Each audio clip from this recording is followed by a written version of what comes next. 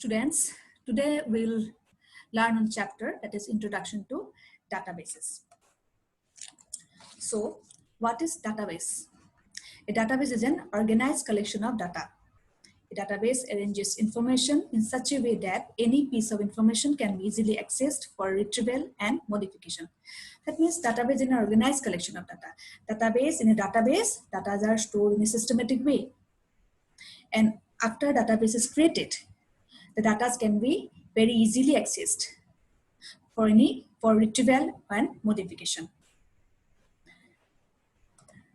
And next, there are many ways in which data can be organized in a database. So how data are organized? We have got that in a database, data are organized in a systematic way.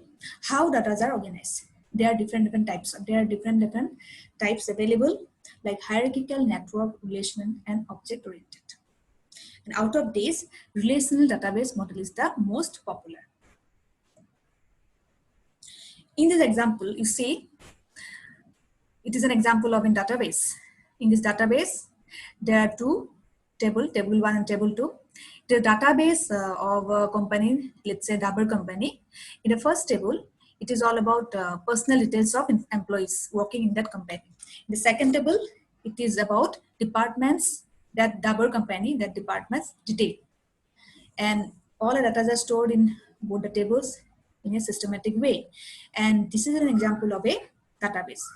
Both the tables combinedly as form the database. So instead of this, some other database you can take, like one attendance register, which is used by your class teacher.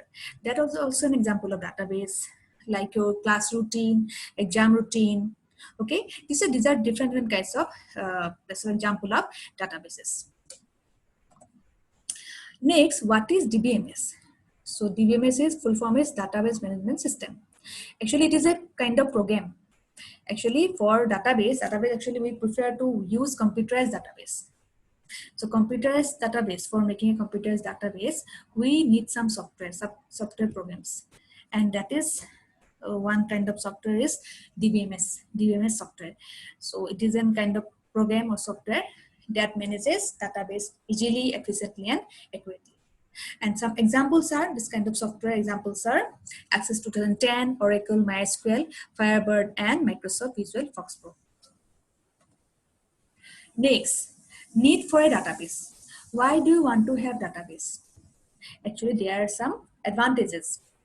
So advantages are like databases reduce data redundancy. In a database, we get reduced data redundancy. That is, data redundancy means duplicate data.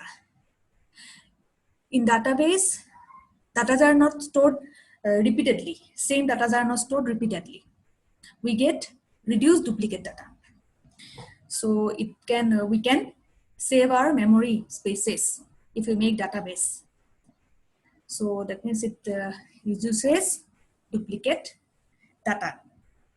Next, database controls data inconsistency. We know that in a database, data are stored in several tables. And tables are related in such a way that any change, if you want to have any change in a particular table content, then the rest of the tables, if we do the change in that particular table, the rest of the tables, if they have the same content, then will get automatically changed. Automatically will get changed. That is called data consistency. So this way database controls data inconsistency. So we get consistent data. In a database, we get consistent data. Next, database facilitates sharing of data. So database can be used by many users simultaneously and at different times. And the user are always able to access data very easily and accurately from the database. Next, database enforce standards. DBMS makes it possible to apply some certain standards to data representation. Next, databases ensure data security. In a DBMS, data is accessible always to authorized people. It is not allowed. It is not allowed to access by the unauthorized people. The DBA means the database administrator always ensures that data can be accessible only to authorized people. That means data are tightly secured in a database. Next, databases maintain integrity. In a database, data are complete and accurate. And database always never violates the rule which are assigned to that database. It never violates, and always the user gets the accurate data from a database. These are the several advantages which you get in a database. Next comes tables. So we have got that data are in a database, data are stored in a systematic way. But where the data are stored? The data in a DBMS database are stored in the form of tables. Always in the form of tables. But what are tables? The tables are a collection of data on a particular topic. So table, when the table comes, that the structure comes to our mind like the table has always rows and columns. Like in this example, it is shown that this is an example of table. Here you have got that there are 4 rows and 3 columns. Which are columns? The vertical lines have formed the columns and the horizontal lines form the rows. So in this case, these are the 4 columns. There are 4 rows and 3 columns. And the row is called, in database, row is called a record.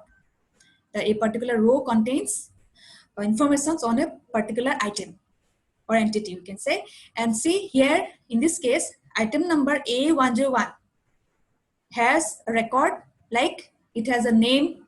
This particular item number is hard disk of 1 TB and price is 5,250. This is a record of the item number A101. So this is an example of record. Again, what are fields? Fields are the columns. Columns means vertical lines have formed the columns, and columns contains a particular type of information. Like this is the column, item number is the column here, and this item number column has only the item numbers. Like A101, A102, A103. And item name, only the name of the items here in this column. Item price, only the prices are here available in this column, and these are called columns. So in this table, item number, item name, item price are the columns, or it is called field also, fields or columns. Next, there are some kinds of fields available in a database, like first field, primary field, primary key. Primary key is a field, it's a kind of field or column. So what is this field?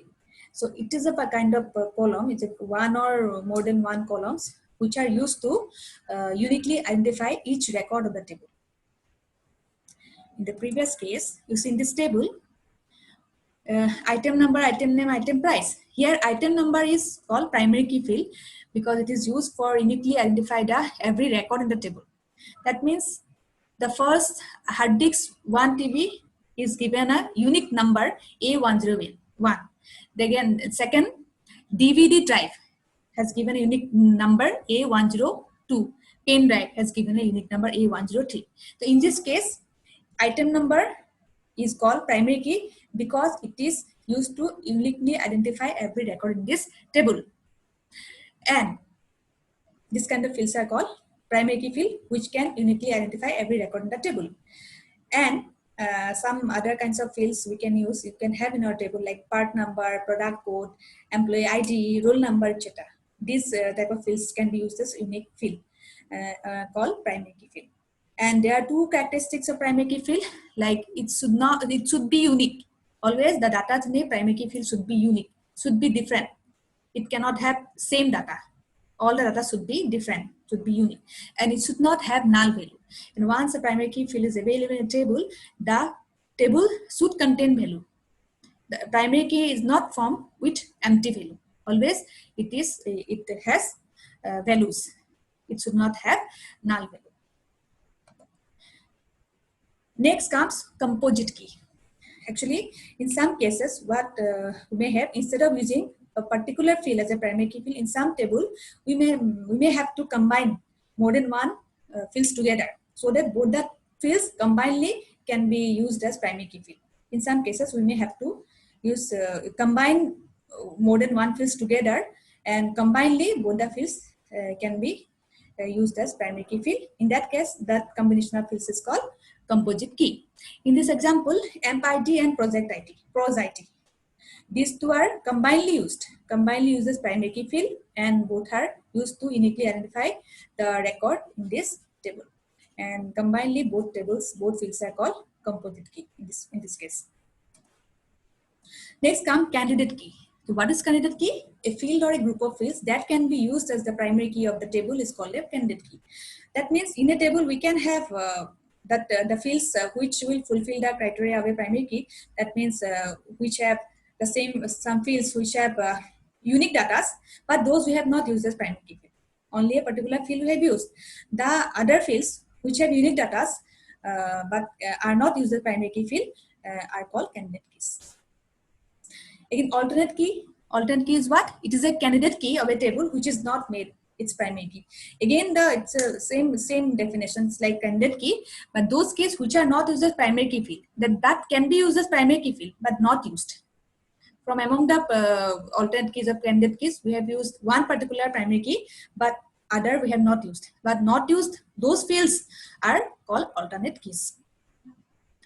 Next, foreign key. A foreign key is a particular kind of field, a group of field or a particular field, which is used to establish a link between the data in the two tables. If to create a link between two tables, kind of field is used, that is called foreign key field.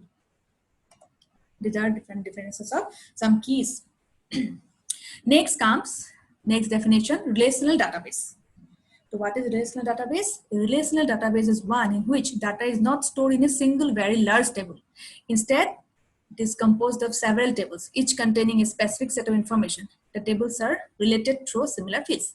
Actually, relational database is a kind of database where data are stored in different tables. Instead of storing all the data in a single table, data are stored in different tables based on some rules. And that database is called relational database. Next, Relational Database Management System, RDBMS. What is this system? It is a kind of software that manages creation, modification, deletion, and addition of data. A relational database is called the Relational Database Management System. That means it is a kind of software which manages the database. The relational database is called Relational Database Management System software, RDBMS. And some popular examples are, software examples are Oracle, SQL Server, MySQL, and Access 2010. So these are all about introduction to database. Thank you.